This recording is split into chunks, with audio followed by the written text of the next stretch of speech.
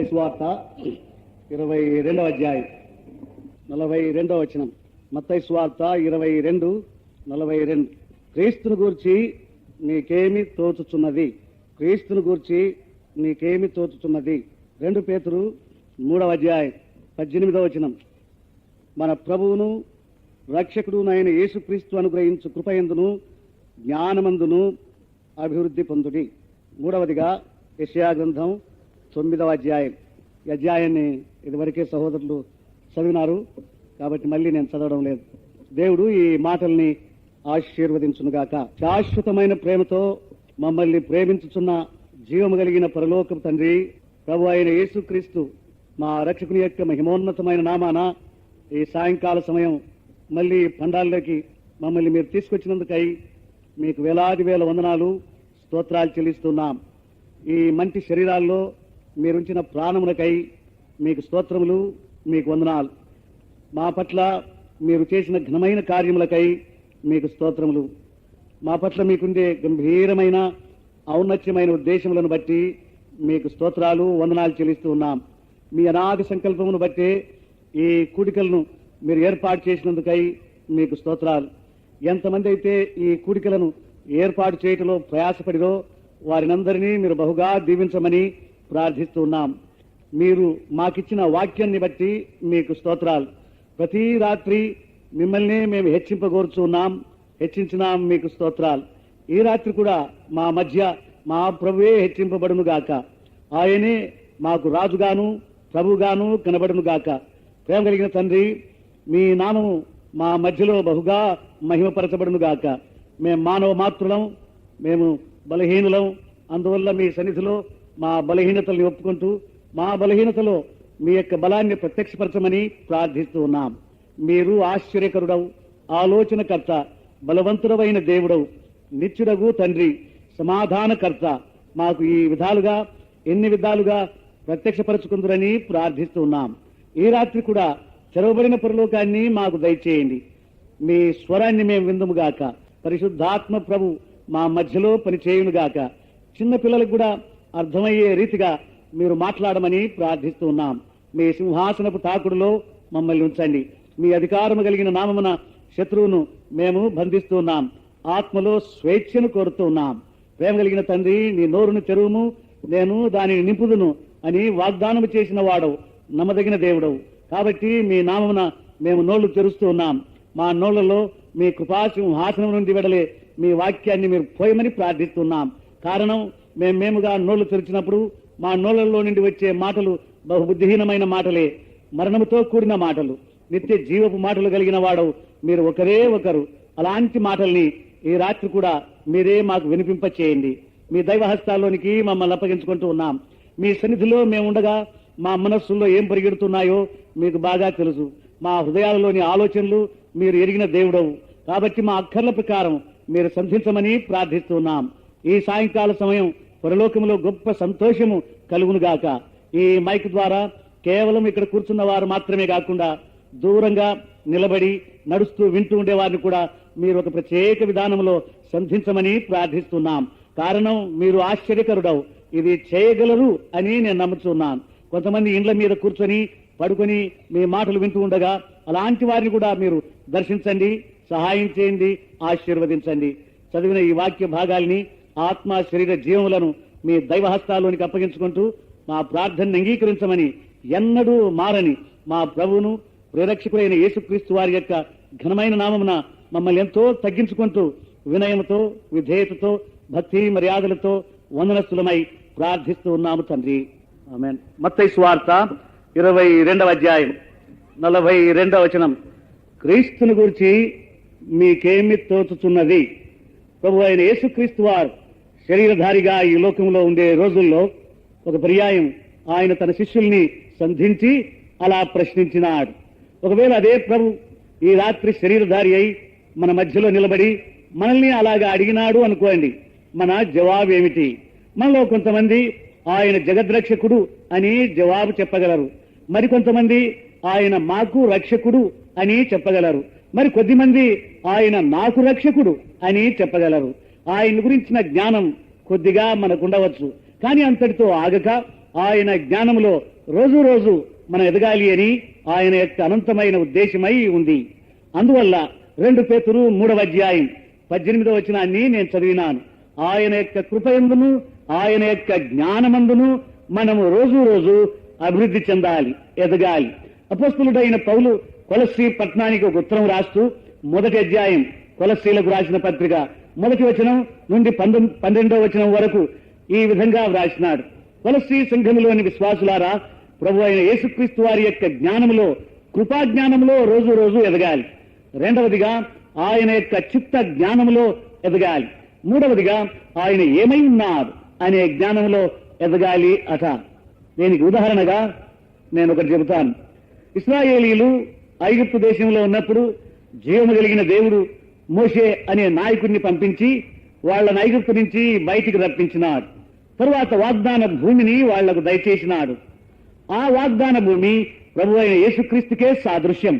అందుకు 4 కారణాలున్నాయి.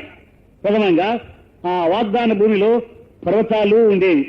పర్వతాలు యేసు ప్రభు యొక్క ఠీవికి, ఆయన యొక్క ఔన్నత్యానికి సాదృశ్యంగా ఉన్నాయి. ఆయన గంభీరమైన వాడు అని అవి తెలియజేస్తూ ఉన్నాయి. 2వదిగా ఆ వాగ్దాన దేశంలో లోయలు ఉండేవి. లోయలు సారవంతమైన ప్రదేశాలు, అంటే ప్రభువులో మనకు కలిగిన ఆశీర్వాదాలు ఎన్నో ఉన్నాయి అని ఆ లోయలు మనకు తెలియజేస్తాయి. 3వదిగా ఆ దేశంలో పాలు తేనెలు ప్రవహించేవి. పాలు అంటే దేవుని వాక్యానికి సాదృశ్యం. అసలు యేసు ప్రభువే మన వాక్యం, ఆయన ఇచ్చిన బైబిల్ గ్రంథం వాక్యం. 4వదిగా తేనెలు ప్రవహించేవి. తేనె మాధుర్యమైంది, వికాసాన్ని కలుగజేస్తుంది. తేనె సంపాదించాలి అంటే తేనెటీగలు కలిసి పనిచేస్తాయి. ఐక్యతలో మాధుర్యం ఉంది. మనిషి దేవుడు గనక పనిచేస్తే అందులో మాధుర్యం, తేనె ఉంది. అట్లానే సంఘంలో ఐక్యత కలిగి పనిచేసినప్పుడే మానవ హృదయాల్లో మాధుర్యం, సంఘంలో మధురమైన అనుభవం పొందగలరు అని అర్థం. ఇవన్నీ ఆయనకే సాదృశ్యం. కానీ ఇశ్రాయేలీలు యెహోషువ నాయకత్వంలో ఆ దేశంలో ప్రవేశించినారు.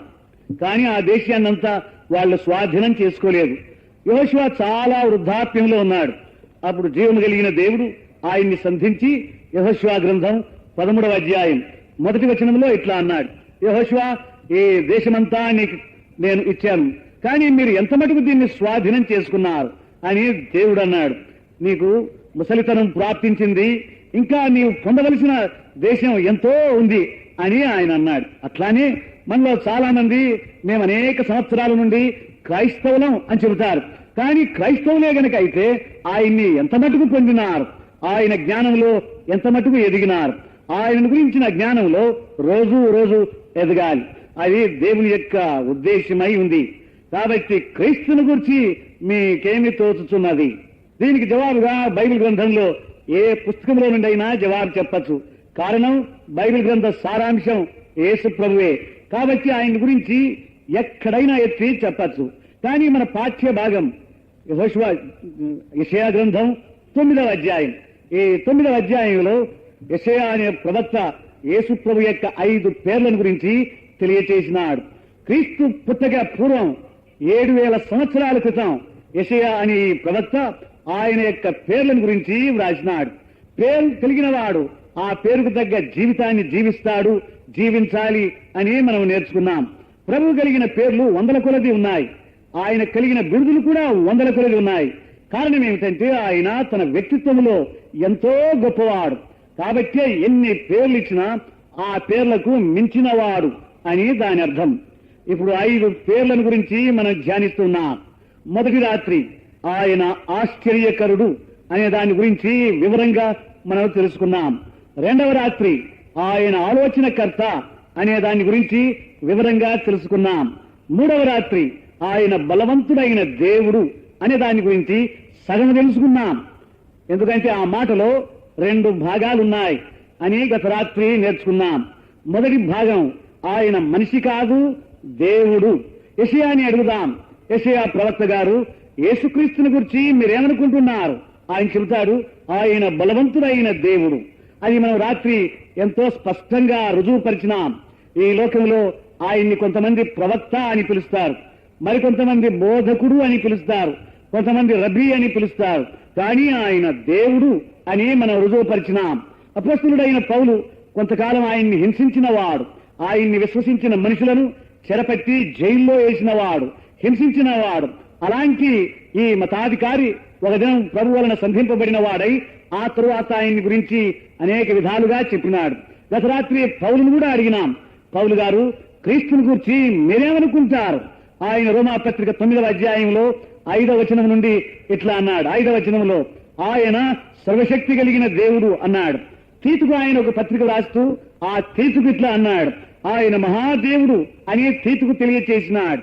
యేసు ప్రభు యొక్క శిష్యుల్లో ఎక్కువగా ప్రేమించిన శిష్యుడు యోహాను. యేసు ప్రభు యొక్క రొమ్ముపై ఎప్పుడు ఆనుకొని ఉండేవాడు.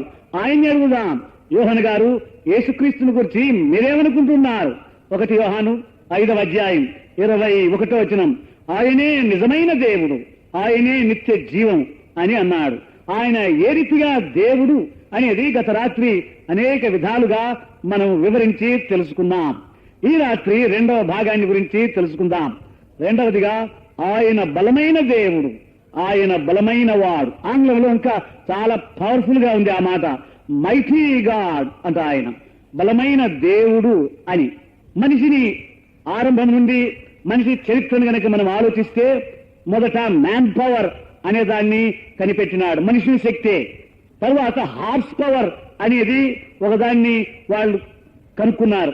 అంటే మళ్ళీ 3వదిగా మషీన్ పవర్ అనేది తెలుసుకున్నారు. ఈ రోజుల్లో ఆటమ్ పవర్ అనేది మనిషి కనుక్కున్నాడు. ఎన్ని పవర్లున్నా ఆత్మీయంగా మనిషి బలహీనుడే, అది మనమంతా ఎరగాలి. ఆత్మీయంగానే కాదు, స్వభావరీత్యా మానవులమైన మనమందరము బలహీనులమే. శారీర రీతిగా చాలా బలహీనులం. కొంతసేపట్లోనే నిద్రపోతాం, అక్కడనే ఎంతో తింటాం, అయినా కానీ బలహీనులమే. చాలా మంది లావుగా ఉంటారు చూడండి. పొద్దున్నే లేచి 23 ఇడ్లీలు తింటారు, చెంబెడు కాఫీ తాగుతారు, మధ్యాహ్నం 1 కిలో అన్నం తింటారు, మళ్ళీ 4 గంటలకు 15 వడలు తింటారు, 2 కిలోలు అన్నం తింటారు, అయినా బలహీనులే. ఒక పర్యాయం ఒక మనిషి ఒక ఇంటికి వెళ్ళినాడు. ఆ ఇంట్లో చపాతీలు చేసి ఆయనకి ఇచ్చినారు. ఆ చపాతీలు ఆయన ఇట్లా ఎంచి ఆమెను పిలిచి, అమ్మా నేను రాక్షసి అనుకున్నావా, 38 చపాతీలు ఇచ్చినావా అన్నాడు. అని ఒకటి తీసుకొని పో అని ఒకటి వాపస్ ఇచ్చినాడు. వాడు 37 తిన్నాడు కానీ బలహీనుడే. మనిషి ఎంత తిన్నా శారీరకంగా బహుగా బలహీనులై ఉన్నారు. కూటానికి వస్తారు, ఏదో ఒక స్థలంలో ఆనుకొని కూర్చోవాలి అంటారు, కారణం మీరు బలహీనులు అని దాని అర్థం. ఇక్కడి నుంచి అక్కడికి నడవలేం, కారణం బలహీనులం. రిక్షాలెక్కి వెళ్తాం, కారణం బలహీనులం. కాలంలో పోతాం, కారణం బలహీనులం. శారీర రీత్యా మనుషులందరూ బలహీనులే. కొంతమంది ఏ పని చేయకుండా బలహీనులే, ఏమీ పని చేయరు, వాళ్ళు కూడా సోమరులు, బలహీనులు. కాబట్టి బలహీనత అనేది మానవుని లక్షణం, మానవుని స్వభావం. ఇక 2వదిగా మానసికంగా కూడా బలహీనులే. పేర్లు త్వరగా జ్ఞాపకం ఉంచుకోలేం. నేనైతే భయంకరమైన బలహీనుని. నేను ఎక్కడికి వెళ్ళినా కొంతమంది ఎంతో ప్రేమతో ఇంటికి ఆహ్వానిస్తారు, మంచి మంచి ఆహారం చేసి పెడతారు. మళ్ళీ ఎక్కడైనా కనపడతారు వాళ్ళు నాకు, ఎవరండి మీరు అని అంటాను. వాళ్ళ లోపల ఏమంటుంది, ఈ మనిషి మా ఇంట్లోకి వచ్చి కోడి మాంసం బిర్యానీ తిని ఎవడండి అంటాడేమిటి అని అంటారు. కాబట్టి తల్లి నాకు బలహీనత. మీరు గనక మళ్ళీ వేరే ఊర్లో కనపడితే నేను అడిగేది ఇదే, ఎవరండి మీరు అని. కారణం నేను మానసికంగా బలహీనుడను. అందుకని బైబిల్లో మనం జ్ఞాపకం ఉంచుకోలేం, పేర్లు జ్ఞాపకం ఉంచుకోలేం. SSLC ఎందుకు 10 సార్లు తగ్గిపోతాం, అది మన బలహీనత అని. ఒక ఆయన నిలబడి సాక్ష్యం ఇట్లా అన్నాడు, బ్రదర్ నేను మొదటి తరగతిలో 5 సార్లు ఫెయిల్ అయినాను అని. అంటే ఆయన గొప్పవాడు, బలహీనుడు. మానసికంగా మనమందరము బలహీనులమే.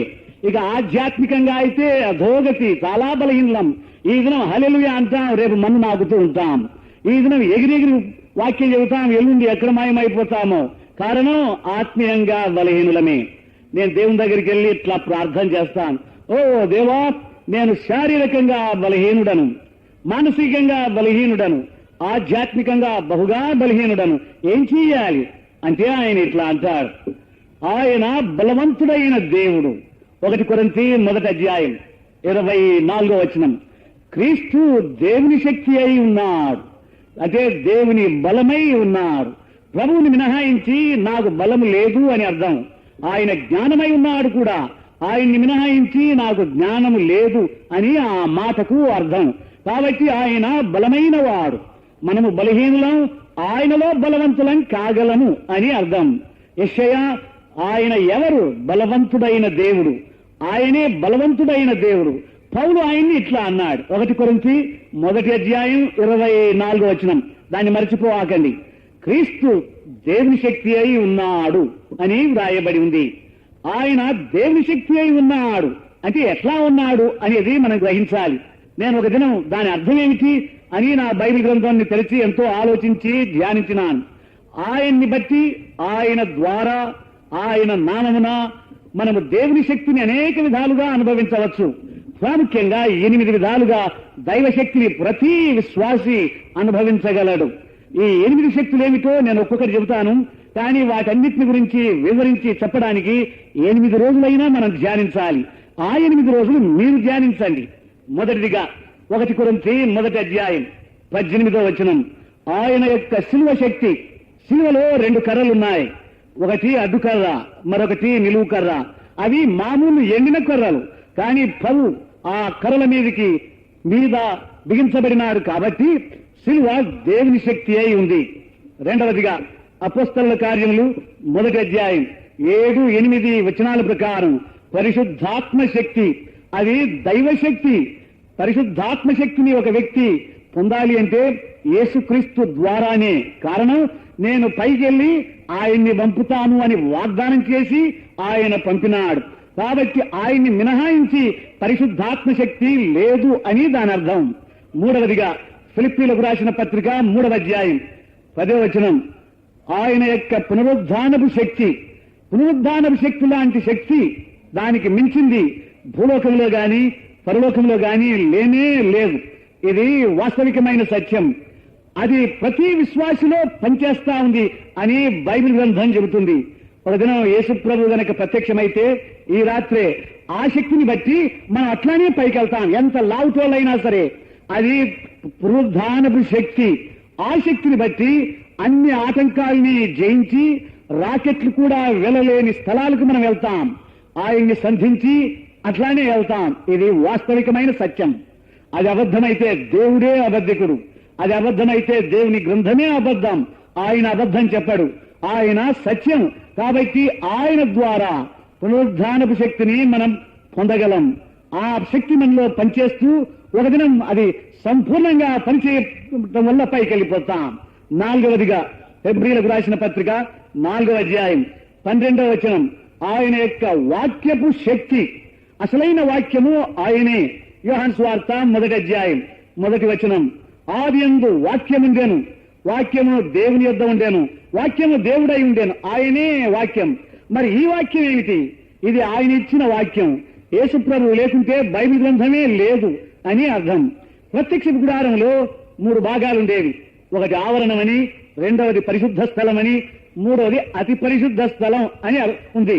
పరిశుద్ధ స్థలంలో గంగాళం అనేది ఒకటి ఉండేది. ఈ గంగాళం ఆ ప్రత్యక్ష గుడారంలో పనిచేయడానికి వచ్చిన స్త్రీలు వాడే అద్దాలతో దాన్ని చేసినారట. అద్దము అంటే బైబిల్ గ్రంథంలో దేవుని యొక్క వాక్యానికి సాదృశ్యం. నీళ్లు అంటే దేవుని వాక్యానికే సాదృశ్యం. ఉదాహరణగా యోహాను సువార్త 15:3 ఇప్పుడు మీరు శుభ్రమైనారు అన్నాడు ఆయన వాక్యాన్ని బట్టి. ఎఫెసీ పత్రిక 5:26 క్రీస్తు తన సంఘాన్ని వాక్యోదకముతో అంటే వాక్యము అనేది నీళ్లతో శుభ్రపరుస్తూ ఉన్నాడు.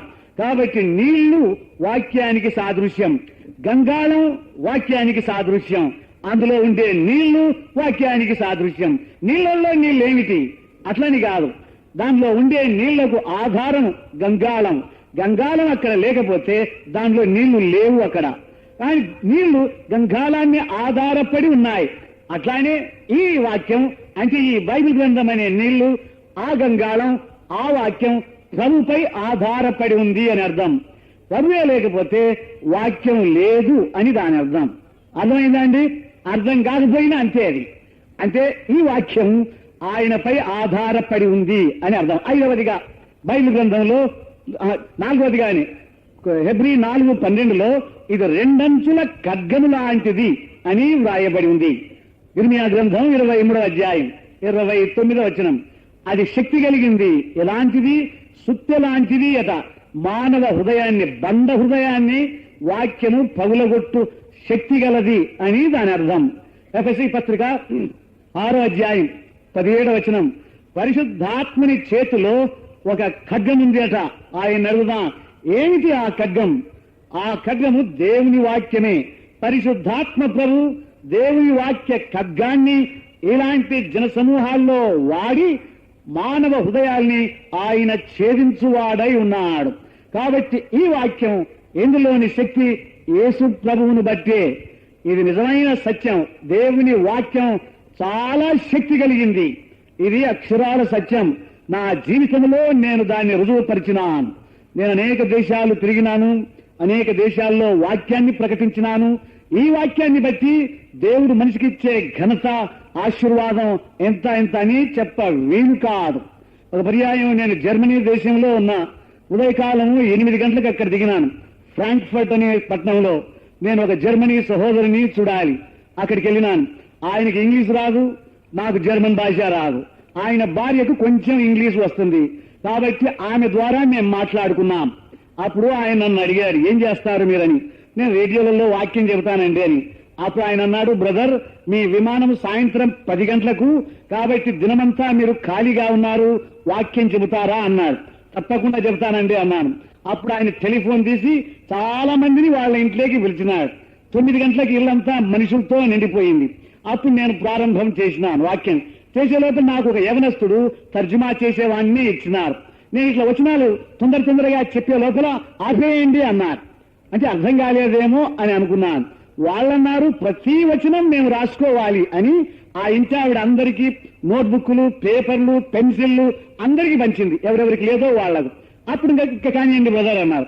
అప్పుడు నేను చెప్పా, 9 గంటల నుండి 12 గంటల వరకు చెప్పానన్నమాట. ఇది నిజం. అప్పుడు అది లంచ్ టైం, మధ్యాహ్నం భోజనం టైం. ఆ ఇంటి ఆవిడ అన్నది కదా, మీరు ఎవరే కానీ లేవద్దు, మీ భోజనాలు మీ దగ్గరికి పంపుతాం అంటే ఎక్కడ కూర్చుని వాళ్ళం అక్కడికి ప్లేట్లతో అన్నం పంపినారు. వాళ్ళు స్పూన్స్, ఫోక్స్ తింటారు, చేత్తో తినారు. కాబట్టి అట్లే తిన్నారు. మళ్ళీ వాళ్ళు అన్నారు, కంటిన్యూ చేయి బ్రదర్ అన్నారు. మళ్ళీ కంటిన్యూ 4 గంటల వరకు చెప్పినాను. వాళ్ళు అన్నారు, టీకి ఎక్కడికి వెళ్ళొద్దు, అక్కడే కూర్చోండి అని.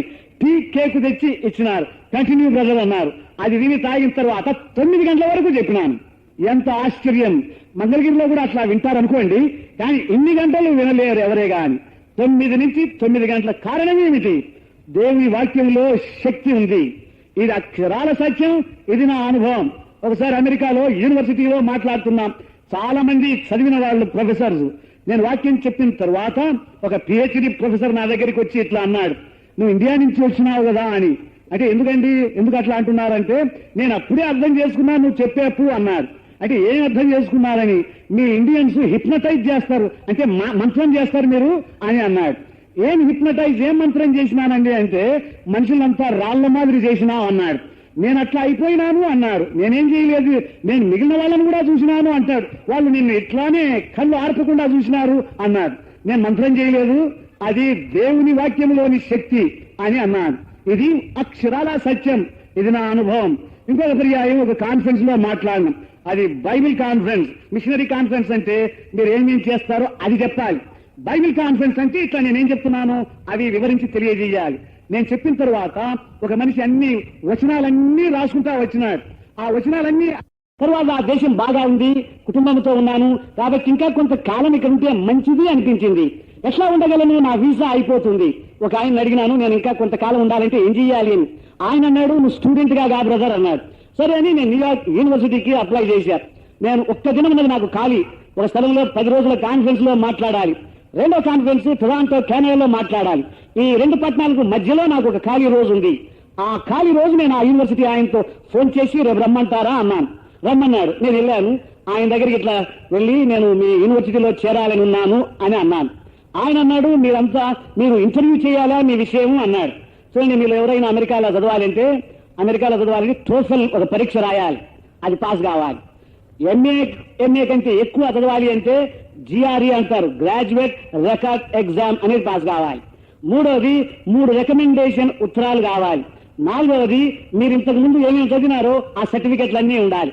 ఇవన్నీ ఉంటేనే కానీ వాళ్ళు అడ్మిషన్ ఇవ్వరు. నా దగ్గర ఏమీ లేవు అప్పటికి.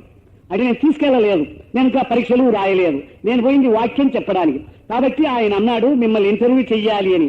4 ప్రొఫెసర్లు వచ్చి నన్ను ఇంటర్వ్యూ చేసినారు. వాళ్ళందరూ చాలా ఇష్టపడ్డారు. దేవుడు వాళ్ళ హృదయాల్ని తాకినారు. అప్పుడు వాళ్ళు అన్నారు, భోజనానికి రండి మాతో అని. వాళ్ళే తీసుకెళ్లి హోటల్కి భోజనం పెట్టినారు. నేను అనుకున్నా, మా ఇండియాలో అయితే ఈ నలుగురికి నేను పెట్టాల్సి వచ్చింది. అది వాళ్ళకి పెట్టాలి, మళ్ళీ టీ ఇవ్వాలి, ఇవన్నీ మోసమైనవన్నీ చేయాలి. అవన్నీ వాళ్ళు చాలా ఇష్టపడ్డారు. మీరు చేరొచ్చు యూనివర్సిటీలో అన్నారు. మళ్ళీ ఇంకా 5వ ఒక వ్యక్తి ఉన్నాడు, ఆయన పేరు డాక్టర్ జాన్ రెడ్లింగ్. ఆయన పెద్ద ప్రొఫెసర్. ఇంకా ఆయన నన్ను ఇంటర్వ్యూ చెయ్యాలి. ఆయన రూమ్ లేకి రమ్మన్నాడు. నేను వెళ్ళాను. వెళ్ళిన తర్వాత ఆయన అడిగాడు, ఏంటంటే సంగతి అని.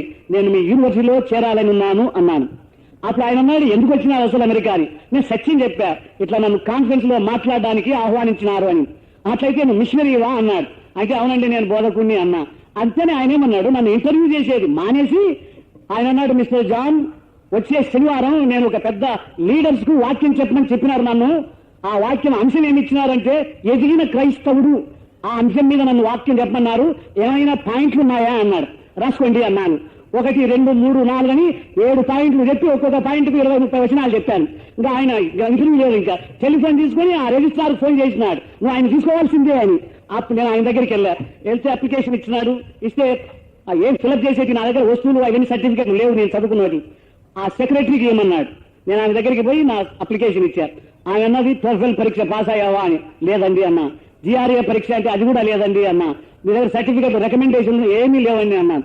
ఏమీ లేవంటే ఏమీ లేదు, నేను ఒక్కడనే ఉన్నాను అన్నాను. అంటే మళ్ళీ ఇస్తాను ఇవన్నీ, ఇప్పుడు లేవు అని చెప్పా. పాస్ మళ్ళీ పరీక్ష రాస్తాను. అప్పుడు ఆమె కోపంతో అప్లికేషన్ లోపలికి తీసుకెళ్ళింది. లోపలికి తీసుకెళ్తే నేను నా మీద ఏమైనా చెబుతాదేమని నేను ఆమెతో లోపలికి వెళ్ళిన. అప్పుడు ఆమె ఇట్లే చెప్పింది, నా దగ్గర ఏమీ కానీ లేవు, ఎట్లా నమ్మాలి అన్నాడు. ఆయన అన్నాడు, ఆయన నేను నమ్మినాను, మళ్ళీ అన్ని సబ్మిట్ చేస్తాడు, ఆయనకు ఓకే రాయి అన్నాడు. నాకు సీట్ ఇచ్చేసినారు, నేను చదువుకున్నా. నేను చెప్పేది ఏంటంటే, ఇదంతా అదే క్రిస్టియన్ కాలేజీ కాదు, క్రిస్టియన్ యూనివర్సిటీ కాదు, అది గవర్నమెంట్ యూనివర్సిటీ. కానీ నాకు దేవుడు ఎట్లా సహాయం చేసినాడు, అది ఆ వాక్యంతో. ఆయన ఏదో అడిగితే నేనేమో చెబితే నాకు దేవుడు సహాయం ఇట్లా ఎన్నో చేసినాడు. అంటే నేను ఎందుకు చెప్తున్నా, దేవుని వాక్యం 2 అంచుల శక్తి కలిగింది. ఇది ఆయనపై ఆధారపడి ఉంది. ఆయన బలవంతుడైన దేవుడు. ఆయన శక్తి బలాన్ని ఆయన వాక్యం ద్వారా మనము అనుభవించవచ్చు అని దాని అర్థం. 6వదిగా నెహెమ్యా గ్రంథం 8వ అధ్యాయం 10వ వచనం. నెహెమ్యా గ్రంథం 8వ అధ్యాయం 10వ వచనం. ఆయన యందలి ఆనందం అది దేవుని శక్తి అంట. కొంతమంది ఎప్పుడు చూసినా ఏడ్చినట్లే ఉంటారు, ఎప్పుడే కానీ నవ్వరు. చూడండి, కొన్ని ముఖాలు వాళ్ళని చూస్తానే మనకు ఏడుపు వస్తూ ఉంటుంది. ఎప్పుడే కానీ నవ్వరు వాళ్ళు. ఎప్పుడు చూసినా క్వశ్చన్ మార్కున్నట్లే ఉంటారు. వాళ్ళలో దేవుని శక్తి ఉండనే ఉండదు. అందువల్ల వేరే దేశాల్లో ఇట్లా రాసింటారు, ఎక్కడ బస్సుల మీద, కాలేజీల్లో, యూనివర్సిటీల్లో, స్మైల్ గాడ్ లవ్స్ యూ, దేవుడు ప్రేమిస్తున్నాడు నవ్వవయ్యా అని రాస్తారు. కాబట్టి దేవుని అందరి ఆనందం అది దేవుని శక్తి అట. ఫిలిప్పీలకు రాసిన పత్రిక 4వ అధ్యాయం 7వ వచనం. ఆనందించుడి, మరలా చెప్పెదను ఆనందించుడి అని పౌలు అన్నాడు. ఆయన జైల్లో ఉన్నాడు. ఒకవేళ ఆయనకు శిక్ష విధింపబడవచ్చు. అలాంటి పరిస్థితుల్లో ఆయన ఆనందిస్తున్నాడు, మీరు ఆనందించుడి. అది ఆయనకు దైవశక్తి. కాబట్టి ఆ శక్తిని మనం అనుభవించాలి అంటే మనం కూడా ఆనందించాలి అని దాని అర్థం. ఆ తర్వాత యెషయా గ్రంథం 40వ అధ్యాయం 31వ వచనం. ఆయన ఎదుట కనిపెట్టుటలో దైవశక్తి అట. పొద్దున్నే లేస్తూనే ఆయన సన్నిధిలో కనిపెట్టడం నేర్చుకోవాలి. ఆయన సన్నిధిలో సమయం గడపడం నేర్చుకోవాలి. యేసు ప్రభు మానవ రీతిగా ఉన్న ఆయన బలమైన దేవుడు. కారణం మార్క్స్ వార్త 1వ అధ్యాయం 35వ వచనం. పెందలకడనే లేచి అరణ్యానికి వెళ్లి ప్రార్థన చేసినాడు. తండ్రి ఎదుట ఆయన సమయాన్ని గడిపిన వాడు. అది ఆయనకు దైవశక్తి మనిషిగా. లూకాసు వార్త 4వ అధ్యాయం 42వ వచనం. పగలు అరణ్యానికి వెళ్లి ఆయన సన్నిధిలో సమయం గడిపినాడు. అది ఆయనకు దైవశక్తి. లూకాసు వార్త 5వ అధ్యాయం 16వ వచనం నుండి మనుషులంతా చుట్టూ ఉన్న వాళ్ళని విడిచిపెట్టి అరణ్యానికి వెళ్లి ప్రార్థనలో గడిపినాడు. అది దైవశక్తి ఆయనకు. లూకాసు వార్త 6వ అధ్యాయం 12వ వచనం. రాత్రంతా కొండ మీద ఆయన ప్రార్థనలో సమయం గడిపిన వాడు. ఆయన క్రిందికి వస్తూ ఉంటే నికోదేము లాంటి మనిషి కనబడి, రబీ, నీవు దేవుని యొద్ద నుంచి వచ్చిన బోధకుడావు, నీకు దేవుడు తోడై ఉన్నారు, అందువల్ల ఈ సూచక క్రియలు జరుగుతున్నాయి అన్నాడు. కారణం అది దైవశక్తి. ఆయన ఎదుట ఎవరైతే ఆయన ఎదుట కనిపెడతారో వాళ్ళు పక్షిరాజు యవనం వలె యవనం ఆత్మీయంగా కలిగి పైకి ఉన్నత స్థలాలకు ఎగరగలరు అని దాని అర్థం. ఆ తర్వాత దానియేలు గ్రంథం 11వ అధ్యాయం 32వ వచనం. తమ దేవుని ఎరుగువారు శక్తితో గొప్ప కార్యాలు చేస్తారట. నువ్వు ఎవరిని ఎరిగినావు? నీవు ఈ దేవునే గనక ఎరిగితే అది దైవశక్తి. షడ్రక్, మేషక్, అబేద్నెగోలు బాబేలు దేశంలో నెబుకద్నెజర్ రాజు ఆజ్ఞాపించినట్లు ఆయన నాటిన ప్రతిమకు వాళ్ళను మొక్కలేదు. అప్పుడు వాళ్ళను పోలీసుల్లాగా పట్టుకెళ్లి ఆ రాజు దగ్గర నిలబెట్టినారు. రాజుకు చాలా కోపం వచ్చింది. వీళ్ళు రాజును చూసి ఓ మహారాజా రాజా అని పిలవలేదు, నెబుకద్నెజర్ అని పేరుతో పిలిచినారు. ఆయనకు బ్లడ్ ప్రెషర్ ఎక్కువైంది కాబట్టి 7 అంతల మంట ఎక్కువ చేయండి. వీళ్ళు మర్యాదగా కూడా నన్ను రాజు అనరు, సార్ అనడం లేదు, నెబుకద్నెజర్ అని పిలుస్తారు అని. వాళ్ళు అన్నారు, నువ్వు అగ్నిగుండంలో వేసుకోవడంలో మాకేమీ తొందర లేదు, మేము నమ్మిన దేవుణ్ణి ఎరుగుదును, ఆయన మమ్మల్ని తప్పించగలరు, అది దైవశక్తి, ఏమైనా చేసుకో అన్నారు. సరే అని ఆయన కోపంతో వీళ్ళను బంధించి దానిలో వేసినారు. 3 వేస్తే 4 ఉన్నారు. ఆయన అన్నాడు, అరే నేను 3 ఏమంటే 4 వేసిరి అంటారు. బాగా చూస్తే ఆయన 4వ వాడు మనిషి కాదు, బలవంతుడైన దేవుడు వాళ్లతో ఉండి వారికి బలాన్ని కలుగజేసినాడు. కారణం వాళ్ళు తమ దేవుని ఎరిగిన వారు. పౌలు అట్లా అనేవాడు, నేను నా ప్రభువుని ఎరుగుదును అని. అది దైవ అనుభవం. అంటే ఎరగడం అంటే నాలెడ్జ్ కాదు, అక్కడ అనుభవంగా ఎరగడం. కీర్తనలు 34:8 యెహోవా ఉత్తముడు అని రుచి చూచి అనేది, అది అనుభవం. 1 పేతురు 2వ అధ్యాయం 1వ వచనం యెహోవా దయాళుడు అని రుచి చూచి, అది నాలెడ్జ్ కాదు, అది ఎక్స్పీరియన్స్, అనుభవం. ఆ అనుభవం ఆయన్ని నేను ఎరుగుదును అనేది నాకు దైవశక్తి. ఆ తర్వాత ప్రకటన గ్రంథం చివరిగా 12వ అధ్యాయం 11వ వచనం ఆయన రక్తంలో దేవుని శక్తి, ఆయన రక్తాన్ని బట్టి సైతానుని జయించినారట, అది దైవశక్తి. ఎఫెసీ పత్రిక 1వ అధ్యాయం 7వ వచనం నుండి ఆయన రక్షణను మనం పొందాలి అంటే ఆయన రక్తం ద్వారానే, అది దైవశక్తి. అదే పుస్తకం 2వ అధ్యాయం 13వ వచనం ఆయన సన్నిధిలోనికి మనం రావాలి అంటే ఆయన రక్తంలోని శక్తే. అట్లానే కొలసీ పత్రిక 1వ అధ్యాయం 20వ వచనం మనకు దేవునితోటి సమాధానం ఆయన రక్తంలోని శక్తిని బట్టే. ఇట్లా రక్తాన్ని గురించి అనేకంగా వ్రాయబడ్డాయి. ఇట్లా 8 శక్తులు ఉన్నాయి. ఈ 8 శక్తుల గురించి మీరే ధ్యానించండి, లేకపోతే మీ ఊర్లో ఉండే పాస్టర్లను అడగండి. ఈ దినం కొంచెమైనా నేర్చుకుందాం. నేను ప్రాప్ చేయాలంటే అప్పుడు షర్ట్ బట్టలాగండి అంటే ఎంత. ఆయన బలవంతుడైన దేవుడు కాబట్టి ఆయన ద్వారానే మనం అన్ని విధాల బలవంతులను కాగలం. ఈ రాత్రి ఒక్క శక్తిని గురించి అయినా తెలుసుకుందాం. 1 కొరింథీ 1వ అధ్యాయం. అసలు ఆయన శక్తిని ఇట్లానే కాకుండా వేరే విధంగా కూడా చూడొచ్చు. ఆయన జన్మలో శక్తి, ఆయన జన్మించగానే గగనమందు ఒక వింతైన తార ప్రకాశించింది. ఆ తార ప్రభావంతో తూర్పు దేశ జ్ఞానులు రాగలిగినారు. అది ఆయన శక్తే. సృష్టిలో ఆయన శక్తిని మనం చూడగలం, మరణంలో ఆయన శక్తిని చూడగలం, పునరుద్ధానంలో ఆయన శక్తిని చూడగలం. ఇట్లా ఆయన జీవితంలో మనం చూడగలం. ఇప్పుడు 1 కొరింథీ 1వ అధ్యాయం 18వ వచనం సిలువను గురించిన వార్త నశించుతున్న వారికి వెరితనం, కానీ రక్షింపబడే మనకు అది దేవుని శక్తి. ఆయన బలవంతుడైన దేవుడు అంటే అది అర్థం. ఆయన సిలువలో, ఆయన మరణంలో మనం దేవుని శక్తిని అనుభవించవచ్చు అని.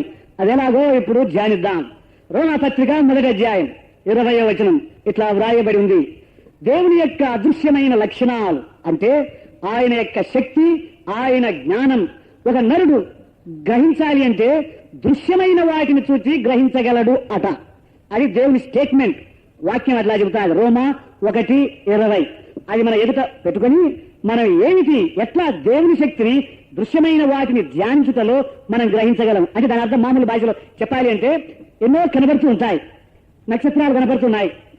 వాటిని నిదానించి మనం చూసినట్లయితే దేవుని శక్తి కనపడుతుందట. 19వ దావీదు కీర్తన 4 వచనాలు. దావీదు మహారాజు గొర్రెల కాపరిగా ఉన్న రోజుల్లో తన మందల్ని పర్వతాలపై మేపేవాడు. కొన్ని పర్యాయాలు అక్కడే పడుకొని పొద్దునొచ్చేవాడు. రాత్రులలో పర్వతాలపై పడుకున్నప్పుడు ఆకాశంలోని అసంఖ్యాకములైన నక్షత్ర రాసులను చూచేవాడు. అట్లా చూచి చూచి చూచి ఒక దినం ఇట్లా అన్నాడు, చూడండి ఆ నక్షత్రాలు, వాటికి భాష లేదు, అవి మాట్లాడలేవు, కానీ అవి చెబుతా ఉన్నాయి. వాటి భాష లోకంలో అనేక మూలల్లో వెళ్తా ఉన్నాయి అని ఆయన అన్నాడు. ఏమిటి వాటి భాష అంటే ఆయన ఎంత శక్తి కలిగిన వాడు, ఆయన ఎంత జ్ఞానం కలిగిన వాడు అని ఆ నక్షత్రాలు చెబుతా ఉన్నాయట. అంటే అర్థమేమిటి? రోమా పత్రిక 1వ అధ్యాయం 20వ వచనం ప్రకారం ఆ కనిపించే వాటిని మనం చూచి ధ్యానించినట్లయితే కనబడనివి మనకు అర్థమవుతాయి. ఏమిటి? ఆయన శక్తి, ఆయన జ్ఞానం. అట్లానే సముద్రం దగ్గరికి వెళ్ళి ఒడ్డున నిలబడి ఇట్లా చూచినామనుకోండి, ఈ సముద్రాన్ని తవ్వింది ఎవరు, ఆ అలలు అంతవరకే అని చెప్పిన ఆ సర్వజ్ఞుడు, శక్తి కలిగిన వాడు ఎవరు అంటే ఆయన శక్తి మనకు కనబడుతుంది. ఇదే ప్రకారం సిలువను గనక మనం ధ్యానించినట్లయితే దేవుని శక్తిని మనం గ్రహించగలము. సిలువలో 2 కర్రలు మాత్రమే ఉన్నాయి, ఒకటి అడ్డుకర్ర, ఇంకొకటి నిలువ కర్ర. ఇవి ఎండిన కట్టెలు, కానీ మనం వాటిని ధ్యానించినట్లయితే దేవుని యొక్క మహాశక్తిని గ్రహించగలం. అది ఎట్లానో చూద్దాం. ఈ సిలువలో 2 కర్రలు, ఒకటి నిలువు కర్ర, ఒకటి అడ్డు కర్ర. బైబిల్ గ్రంథాన్ని కనుక బాగా చదివితే అనేకమైన కర్రల గురించి వ్రాయబడి ఉంది. వాటిలో ప్రాముఖ్యమైనవి, మోషే చేతిలో ఒక కర్ర ఉండేది, అహరోను చేతిలో ఒక కర్ర ఉండేది. దావీదు గొర్రెల కాపరిగా 23వ అధ్యాయంలో ఇట్లా అన్నాడు, గొర్రెల కాపరి చేతిలో 2 కర్రలు, దుడ్డు కర్ర, దండము అని. జకర్యా ప్రవక్త కూడా అట్లే అన్నాడు. దాని పేరు అందన్ బ్యూటీ, ఇంకొక దాని పేరు బైండింగ్ బంధకం అని 2 కర్రలు ఇట్లా వ్రాయబడ్డాయి. ఈ కర్రలన్నీ ఈ శిలువకే సాదృశ్యం. మోషే అనే మనిషి చేతిలో ఉండే కర్ర దేవుని యొక్క ధర్మశాస్త్రానికి సాదృశ్యం. ఎందుకనగా 3 కారణాలున్నాయి. మొదటి కారణం యోహాను సువార్త 1వ అధ్యాయం 17వ వచనం, మోషే ద్వారానే ధర్మశాస్త్రం వచ్చింది అని వ్రాయబడింది.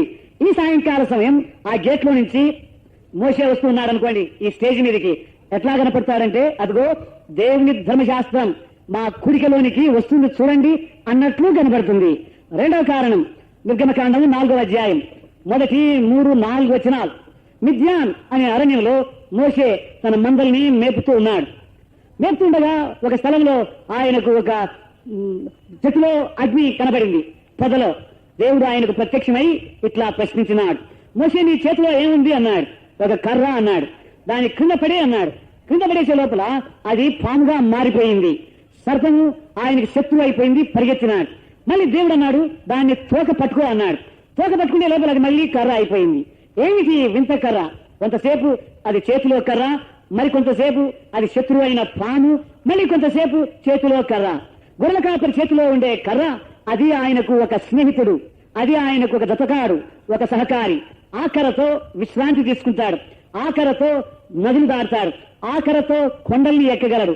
కాబట్టి కాపరికి కర్ర అనేది ఒక స్నేహితుడు, ఒక జతకాడు, ఒక సహకారి. కానీ ఏదైతే సహకారో, ఏది స్నేహితుడో అది కింద పడే లోపల శత్రువుగా పరిణమించింది. అట్లానే దేవుని గ్రంథం ఎప్పుడైతే మనం పట్టుకుంటామో, అంటే ఈ చేతితో పట్టుకొని తిరగడం కాదు, హృదయంతో పట్టుకొని, అది మనకు స్నేహితుడు, జతకాడు, సహకారి. ఎప్పుడైతే దాన్ని విడిచిపెడతామో, అంటే దాన్ని లెక్క చేయక, దానికి విధేయులం కాక, అంటే కింద పడేసినట్లు అయిపోద్దో, అదే గ్రంథం మనకు శత్రువు. ఆ గ్రంథాన్ని తెరిచి చదవడానికి భయం. కారణం మన పాపాలని అది బయట పెడుతుంది, మన యొక్క అధోగతిని అది బయట పెడుతుంది. కాబట్టి మేము చదవం అని దాన్ని మూల పెడతాం. కానీ దేవుడు అంటాడు, మళ్ళీ పట్టండి దాన్ని, అది నీకు స్నేహితుడు, సహకారి, నీకు జతకాడు కాగలడు. అది రెండవ కారణం. మూడవదిగా మోషే అనే దైవజనుడు 6 లక్షల మంది కంటే ఎక్కువగా ఇశ్రాయేలీలను అరణ్యంలో నడిపిస్తూ ఉన్నాడు. వాళ్ళకు బాగా దాహం వేసింది, మాకు నీళ్లు ఇవ్వమని ఆయన అడిగినారు. ఎక్కడికి తీసుకురాగలడు ఆయన? దేవుని దగ్గరికి పోయి కంప్లైంట్ చేసినాడు, ఇంతమందికి నీళ్లు నేను ఎక్కడి నుంచి తీసుకురావాలి? అప్పుడు ప్రభు ఇట్లా అన్నాడు, హోరేబు పర్వతంపై ఒక బండ ఉంది, నీ కర్ర ఎత్తి దాన్ని కొట్టమన్నాడు. నిర్గమకాండం 17వ అధ్యాయం 6వ వచనం. ఆయన ఆ హోరేబు పర్వతానికి వెళ్లి కర్ర ఎత్తి ఆ బండను కొట్టినాడు. బండ పగిలిపోయింది, నీళ్లు ప్రవహించినాయి నదుల వలె. ఆ బండ యేసు ప్రభువుకు సాదృశ్యం అని 1 కొరింథీ 10వ అధ్యాయం 4వ వచనంలో వ్రాయబడింది. ఆ బండ క్రీస్తే అని వ్రాయబడింది. ఆ బండ ఎవరినీ కరవలేదు, ఎవరిని తిట్టలేదు, ఎవరిని కొట్టలేదు. కానీ వీరి అవసరతను బట్టి ఆ బండ పగిలిపోయింది. అట్లానే మన అవసరతను బట్టి ఆ బండ మన ప్రభు శిలువలో పగిలిపోయినాడు. ధర్మశాస్త్రం ఆయన మీద పడింది. అసలు ధర్మశాస్త్రం మన మీద పడి మనల్నే కొట్టాలి. కానీ మన పక్షంగా మన స్థానంలో ఆయన నిలబడి ధర్మశాస్త్ర దండము యొక్క శిక్షలోనికి ఆయన వచ్చి పగిలిపోయినాడు. ఈ 3 కారణాల వల్ల మోషే కర్ర దేవుని ధర్మశాస్త్రానికి గుర్తుగా ఉంది. ఇక రెండవ కర్ర అహరోను కర్ర. అహరోను అంటూనే బైబిల్ గ్రంథంలో ప్రధాన యాజకుడు అని. ప్రధాన యాజకుడు దేవుని కృపకు సాదృశ్యంగా ఉన్నాడు. యేసు ప్రభువుని గురించి ఇట్లా వ్రాయబడింది.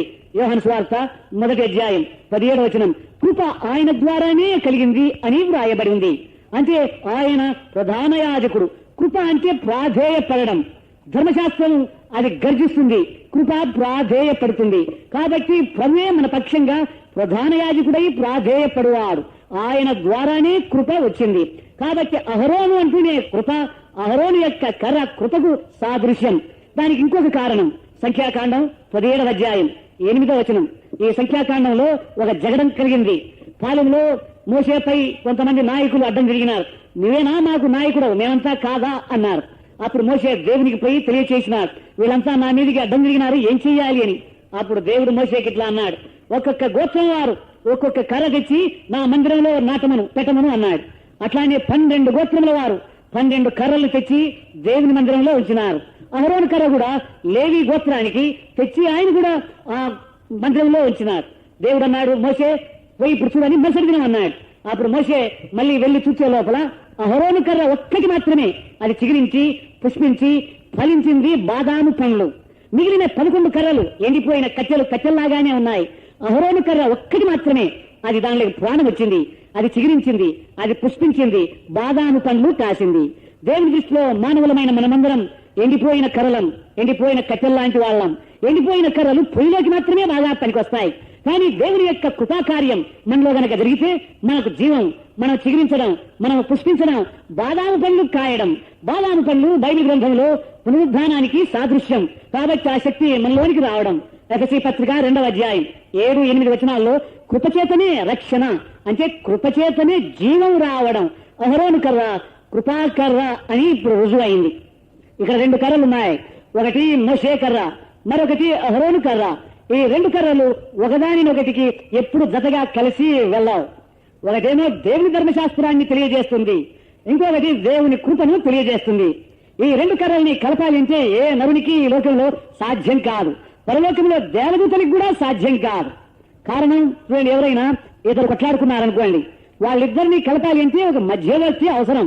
ఒకవేళ నేను బ్రదర్ కొట్లాడుకున్నాను అనుకోండి, మా ఇద్దరికి ఒక మధ్యవర్తి కావాలి. ఇద్దరిని మళ్ళీ కలపాలి అంటే, సమాధానాన్ని ఏర్పరచాలి అంటే. కానీ మనకు సరి అయిన మధ్యవర్తులు దొరకరు. ఆ మధ్యవర్తి ఆయన గనక భావమరిది అయితే నాకు చెబుతాడు, నువ్వు రేడియోలలో మాట్లాడు, ఎక్కడైనా చెప్పు, తప్పంతా నీదేనండి అంటారు. ఆ మధ్యవర్తి వాడు నాకు భావమరిది అయితే, అయ్యగారు మీరు లెక్చర్ అయినా ప్రిన్సిపల్ అయినా అంతా తప్పు మీదేనండి అని ఆయన చెబుతారు. కాబట్టి మధ్యవర్తులు మనకు మంచి వాళ్ళు దొరకరు. కానీ అసలైన మధ్యవర్తిని ఎక్కడ తీసుకురావాలి? ఎక్కడా దొరకరు. దేవుణ్ణి మనిషిని కలిపేవారు, దేవుని ధర్మశాస్త్రాన్ని కృపను కలిపేవారు, మోషే కర్రను అహరోను కర్రను కలిపేవారు ఎక్కడే గాని లేనే లేరు. భూలోకంలో దొరకలేదు, పరలోకంలో దొరకలేదు. అంటే ఎంత కష్టమో చెబుతాను. మీ ఇంట్లో ఎవరింట్లో అయినా ఒక కుక్క ఉందనుకోండి, మీరు దాన్ని ఎంతో పాలు పోసి మళ్ళీ మంచి ఆహారం ఇచ్చి దాన్ని బాగా పెంచినారు. 10 రోజుల నుంచి ఆ కుక్క మీకు మాట వినడం లేదు. నేను మీ ఊళ్ళో ఉన్నా కాబట్టి మీరు నన్ను వచ్చి అడిగినారనుకోండి, బ్రదర్ మా కుక్క మా మాట వినక 10 రోజులైంది, మీరు కొంచెం వచ్చి మా కుక్కకు బుద్ధి చెబుతారా, మళ్ళీ మా మాట విని మాతో బాగా ఉండడానికి అని అన్నారనుకోండి. నేను చెప్తాను సరేనండి వస్తానని. నేను మీ ఇంటికి వస్తే కుక్క ద్వారం దగ్గర ఉంది, గుడ్ మార్నింగ్ అన్నాను. ఆ కుక్కతో ఇట్లా అన్నా, ఏమండి కుక్క గారు, వాళ్ళు ఇంతకాలం మిమ్మల్ని పెంచి పెద్ద చేస్తే వాళ్ళ మాట వినడం లేదు, ఇది మర్యాద అండి అన్నాను అనుకోండి. దానికి అర్థమవుతా అండి? ఒకవేళ ఇంగ్లీష్ లో చెప్తే, ఒకవేళ తురకంలో చెప్తే, ఏ భాషలో చెప్పినా దానికి అర్థం కాదు. దానికి అర్థం కావాలంటే నేనేం కావాలి? అదే కావాలి. కాబట్టి నేను అది అయినాను అనుకోండి, అయి దాంతో ఆ భాషలో మాట్లాడినాను. బాబో బాబు అంటే నాకు అర్థం చేసుకుని అన్ని చెప్పింది. నేను మళ్ళీ మిమ్మల్ని చూసి ఆ భాషలో బాబో బాబో అని చెప్పినాను. ఏమవుతుంది? కర్ర తీసుకొని నన్ను కూడా తరుగుతారు మీరు. కాబట్టి నాకు ఇప్పుడు ఇది పెద్ద చిక్కు. కుక్కనైతే మనిషి కాలేను, మనిషినైతే కుక్క కాలేను. ఇంకా కుక్కకు మీకు సమాధానం నాకు చేత కాదు చేయడానికి.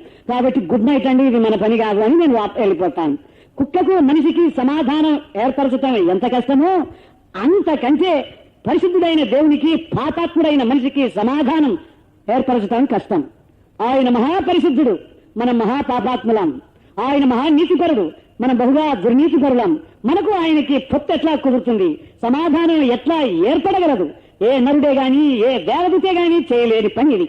అందువల్ల దేవదూతల్లో కూడా అడుగుదాం, ఈ 2 కర్రల్ని కలిపే వాళ్ళు ఎవరైనా ఉన్నారా? దేవుని ధర్మశాస్త్రాన్ని కృపను కలిపే వాళ్ళు ఉన్నారా? దేవుణ్ణి పాపాత్ముడైన మనిషిని కలిపే వాళ్ళు ఉన్నారా? దేవదూతలు అసంఖ్యాకంగా ఉన్నారు. వాళ్ళలో మనకి 2 పేర్లే తెలుసు. ఒక ఆయన పేరు మైకల్, ఇంకొక ఆయన పేరు గాబ్రియేల్. గాబ్రియేల్ దేవుని సన్నిధిలో ఉండే దేవదూత. ఆ గాబ్రియేల్ పై దేవుణ్ణి అడిగినాడు అనుకోండి, ఏమని? దేవా, నేను మంగళగిరికి వెళ్తాను, మంగళగిరిలో ఉండే మనుషులకు మీకు సమాధానాన్ని నేను చేకూరుస్తాను, నేను మధ్యవర్తిగా వెళ్తాను అన్నాడు అనుకోండి. 2 పార్టీలకు సమాధానం చేయాలి అంటే 2 కండిషన్లు ఎరగాలి. ఆ పార్టీ కండిషన్లు ఏమిటి, ఈ పార్టీ కండిషన్లు ఏమిటో ఎరిగితే గాని సమాధానం కుదరదు. అప్పుడు దేవుడు అడిగినాడు అనుకోండి ఈ గాబ్రియేలు దేవదూతను, గాబ్రియేలు నా కండిషన్లు నీకు తెలుసా? నేను ఎవరో నీకు తెలుసా? అంటే దేవా, నేను నిత్యం నీ దగ్గరే ఉన్నా కదా, నేను దేవుడను, అది నాకు తెలుసు అని ఆ దేవదూత చెబుతాడు. నేను మహాపరిశుద్ధుడను, అది కూడా నాకు తెలుసు అని చెప్తాడు. సరే అని ఆయన రిప్రజెంట్ చేయడం, ఆయన పక్షంగా రావడం. ఇక నిలబడినాడు అనుకోండి రాత్రి, నేను మీ పక్షంగా, మనందరి పక్షంగా ఆయన అడిగినాను, ఎవరండి మీరు అన్నాను. అంటే గాబ్రియేలు దూత అన్నాడు అనుకోండి, ఎందుకు వచ్చినారు ఇంత దూరం అని అడిగినాను. అప్పుడు ఆయన అంటాడు, మీకు దేవునికి సమాధానాన్ని ఏర్పరచడానికి వచ్చినానండి అన్నాడు. మా కండిషన్లు తెలుసా అండి దేవదూత గారు అని. ఏమిటి మీ కండిషన్లు అని అన్నాం అనుకోండి. మాకు బహుగా ఆకలి అవుతుంది. మీకు ఆకలి అవుతా అండి? ఆయనకు కాదు. మేము ఎంత తిన్నా ఆకలి అవుతూనే ఉంటుందండి. మీకు అవుద్దా? కానే కాదు. రెండవదిగా మేము ఊరికినే నిద్రపోతాం. మీరు నిద్రపోతారా అండి? ఆయన నిద్రపోడు. మూడవదిగా మేము ఏడుస్తాం. మీరు ఎప్పుడైనా ఏడుస్తారా? ఆయన కూడా. మరి మా కండిషన్లు మీకు ఏది నెరవేర్చలేరు. ఇంకెట్లా దేవునికి మాకు సమాధానాన్ని చేకూర్చగలరు? ఆయన కష్టమైంది. అవునండి, ఇది అయ్యే పని కాదు. ఆయన వెళ్ళిపోయి ఇంకా ఎక్కడి నుంచి చేస్తాం మనం? సమాధానాన్ని ఏర్పరిచే మధ్యవర్తి సార్వత్రికంలో ఎక్కడా కనిపించదు. కాలము సంపూర్ణమైనప్పుడు టైం అయింది.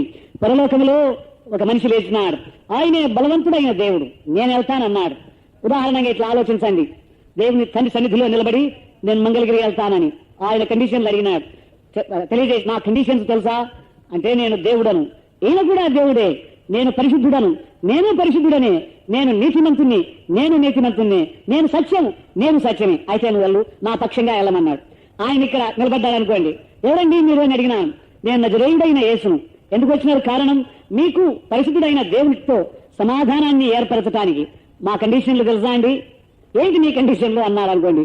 మాకు దినమంతా ఆకలి అవుతుంది, మేము ఊరికే తింటా ఉంటాం, అది మీకు తెలుసా? ఆయన చెప్తాడు, మీకంటే నాకే ఆకలి ఎక్కువ అని. మత్తయి సువార్త 21వ అధ్యాయం 18వ వచనం. ఆయనకు బహు తెల్లవారుజామునే ఆకలి అయింది.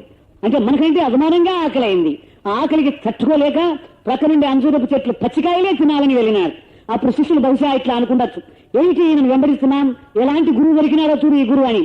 కానీ అక్కడికి వెళ్ళే లోపల ఫలాలు లేవు. ఒక్క మాట చెప్పే లోపల ఎండిపోయింది చెట్టు. వాళ్ళన్నారు ఈయన మామూలు మనిషి కాదు అని. కాబట్టి ఆయన మనిషిగా కనపడినాడు.